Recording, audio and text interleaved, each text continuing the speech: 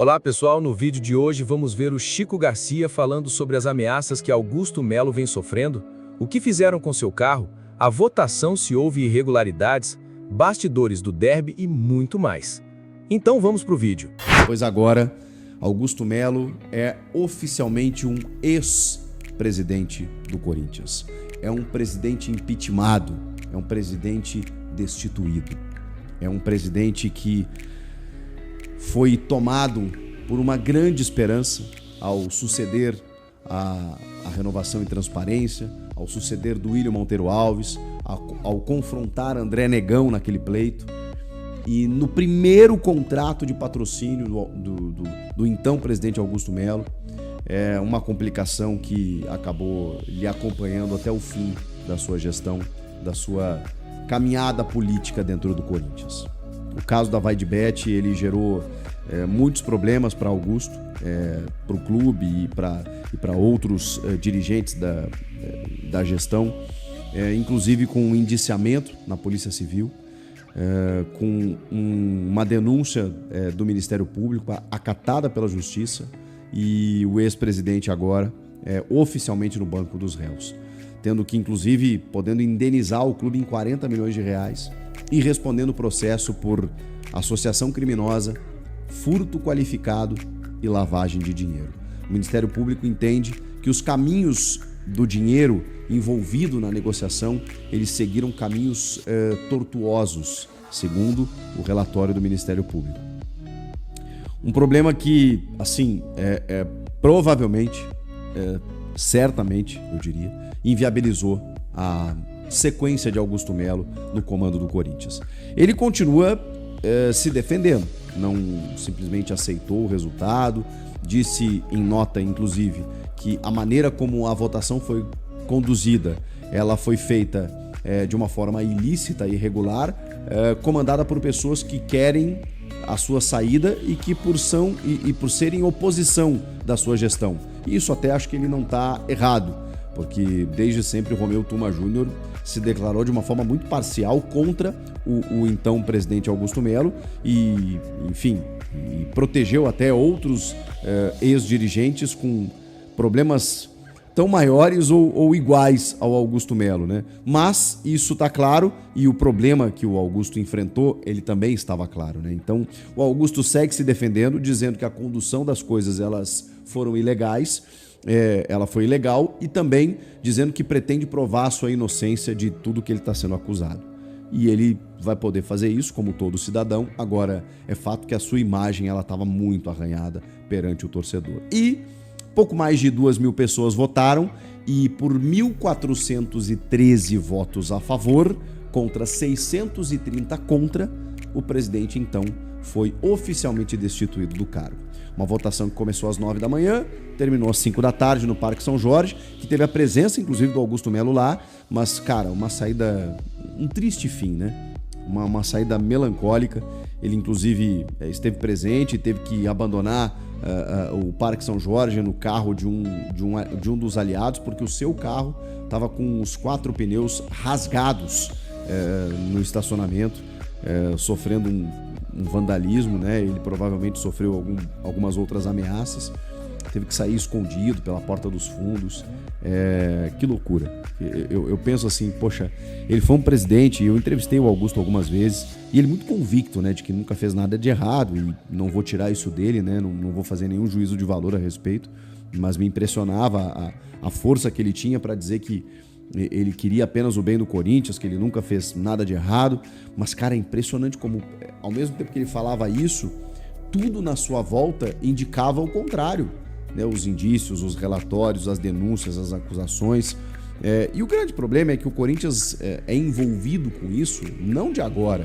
E com o Augusto, ele acabou sendo punido, ele acabou sendo impeachmentado, como todo presidente que faz alguma coisa errada deveria sofrer. O problema é que os outros, todos não foram, né?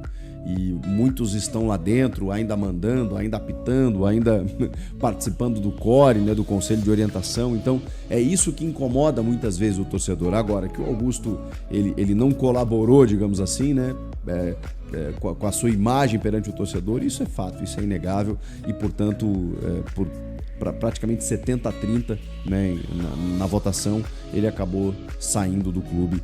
E agora o clube tem Osmar Stabile como um presidente interino em exercício que segue até que novas eleições sejam definidas pelo Conselho Deliberativo. Essas novas eleições, elas ainda não têm data para acontecer. Só que esse novo pleito, essa nova eleição, vejam só, o torcedor não participa. Apenas conselheiros vitalícios, trienais, apenas membros do conselho que elegerão de forma indireta, né, o presidente do Corinthians, o novo presidente, que vai vencer o mandato do Augusto Melo. Vai até o fim de 2026. Então, ele simplesmente conclui o mandato. E aí, em 2026, terá um novo pleito com aí sim a participação do associado. Essa nova eleição, que não tem data ainda para acontecer, tem inclusive Osmar Stabile como um candidato. Falamos aqui que na última entrevista coletiva que ele deu, ele meio que se apresentou. Ele estava meio que rainha da Inglaterra, meio que transitório, ali só meio que apagando incêndio. De repente ele chegou e disse assim, não, eu estou reconstruindo o clube e se me deixarem aqui, eu vou continuar o trabalho. E aí eu pensei, opa, o Stabile se posicionou. E ele está resolvendo coisas muito importantes para o clube, né? O patrocínio da Nike, que foi mantido, mesmo com a Adidas chegando e o Augusto dizendo que já estava lá o contrato, com 1 bilhão na mão e tudo mais, ele conseguiu melhorar o contrato da Nike e manteve a Nike, com as possibilidades de transfer ban, com uma janela para você contratar, com vários pepinos para serem resolvidos, né? O Osmar Stabile pegou o clube e, cara, ele entende que deve continuar para seguir essa reconstrução.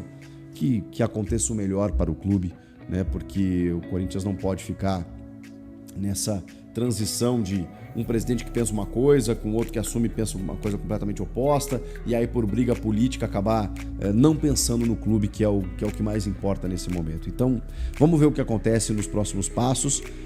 Essa nova eleição ainda não tem data, e aí depois disso, esse novo presidente fica até o fim de 26, e aí sim, novas eleições. O fato é que Augusto Melo tá fora. O que você achou disso? Deixa o teu comentário aqui.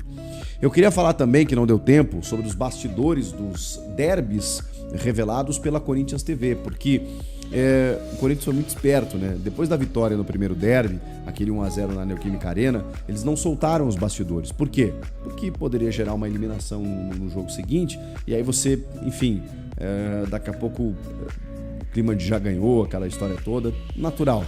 Então o clube segurou, e quando elimina o Palmeiras, aí sim, depois daquele jogo épico, 2-0 no Allianz Parque, aí sim eles soltam os bastidores dos dois jogos, porque afinal de contas estamos falando de um confronto que é composto pelos dois jogos, uma coisa está ligada à outra.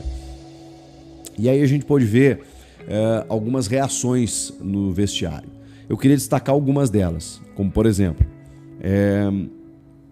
o Romero ele segue sendo um cara muito influente, é natural, pela fala dele, por como ele se posiciona, por entender o tamanho do clube. Ele não tem jogado bem, não tem, mas é um cara que merece respeito, pela identificação que ele tem com o clube, com o torcedor, e pela maneira como ele se dirige ao clube, inclusive para os outros que são recém-chegados e que não tem a história que o Romero tem ali.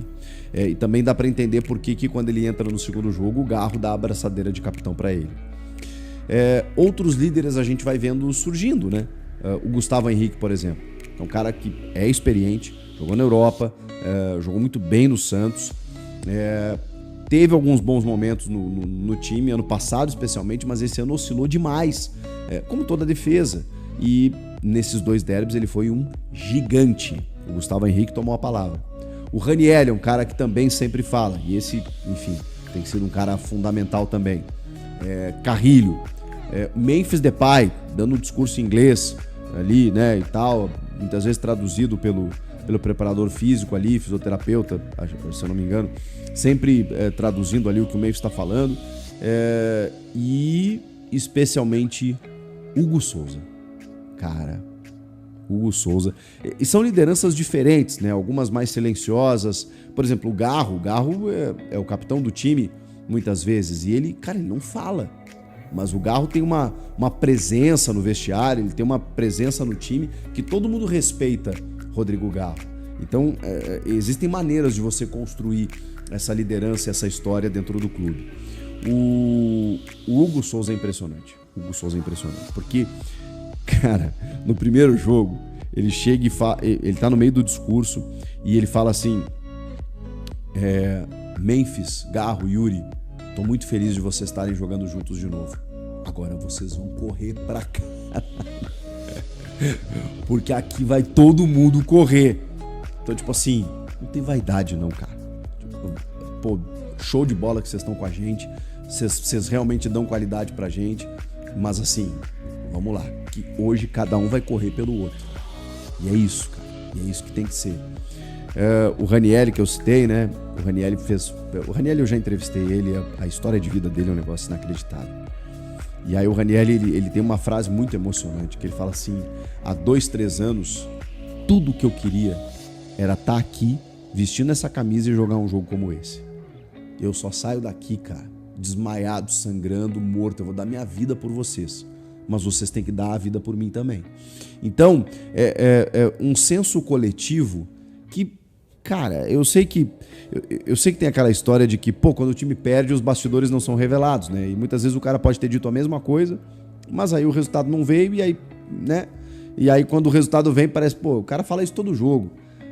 Mas, vamos lá, né? Explica um pouco do que acontece quando esse time conseguiu as 9 vitórias consecutivas no ano passado. Por que esse time ganhou o Paulista? Por que esse time titular é muito bom? Porque aí quando você soma qualidade com vontade, determinação, raça, pegada, estrutura, coletivo, união, quando você junta tudo isso, cara, a tendência é o que aconteceu. É você bater no Palmeiras nos 2 jogos, como o Corinthians fez. Mas do outro lado tem um bom adversário que poderia ter vencido também. Mas o fato é, o time tava muito imbuído no objetivo final. E deu pra ver claramente isso nos bastidores. Foi muito legal. Jogo contra o Juventude, importantíssimo, porque o Inter surpreendentemente ganhou na rodada. Tava muito mal, mas ganhou do Bragantino fora. E com isso o Corinthians caiu uma posição, foi pra 13º. E precisa ganhar, né? Até porque é o Juventude, que é um dos piores times do campeonato. O jogo é em casa, na Neoquímica Arena. Mas o Corinthians começa... depois da classificação histórica no derby, a viver a sua vida sem Memphis e Carrilho. Já 2 grandes desfalques que vão se ausentar por um bom tempo. Carrilho fez uma cirurgia, né, no tornozelo, e o Memphis, com uma lesão muscular, vai se ausentar por cerca de um mês. Vão fazer diferença e vão fazer muita falta, porque o Corinthians é isso, tem um ótimo time titular. Quando uma ou outra peça se ausenta, o Corinthians sente dificuldades. Haja vista o time, que tem o Hugo Souza, o Mateuzinho, o André Ramalho, o Gustavo Henrique e o Matheus Bidu, defesa titular. Aí a partir dali, Ranieri, Martinez e Bidon, provavelmente, com o Rodrigo Garro, Yuri e Thales Magno ou Romero no ataque. A gente vai ter que entender qual o time o Dorival vai colocar em campo, tentando mexer o mínimo possível, né, para suprir essas ausências. Inclusive o Léo Maná e o Palácios devem ser emprestados, então já não fazem mais parte dos planos, mas precisa contratar. Sabia que você pode faturar falando o que você mais gosta? Futebol. Deixei o link fixado na descrição e nos comentários. Veja lá. O Corinthians liberou o Alex Santana, liberou outros jogadores, o Coronado foi embora. Eu entendo essa administração da folha, mas precisa chegar para reforçar o elenco, para que o Corinthians tenha uma tranquilidade maior no segundo semestre. Não adianta ficar vivendo só desse derby. Foi importante a classificação, mas e agora? E agora vem quartas de final, vem melhorar a vida no Brasileiro, e sem Memphis e sem Carrilho por um bom tempo, vai ter que se mexer. E aí, qual a sua opinião sobre o Augusto Melo questionar a votação? Deixe o seu comentário, seu like, se inscreva no canal, clica no sininho para receber as notificações e até o próximo vídeo.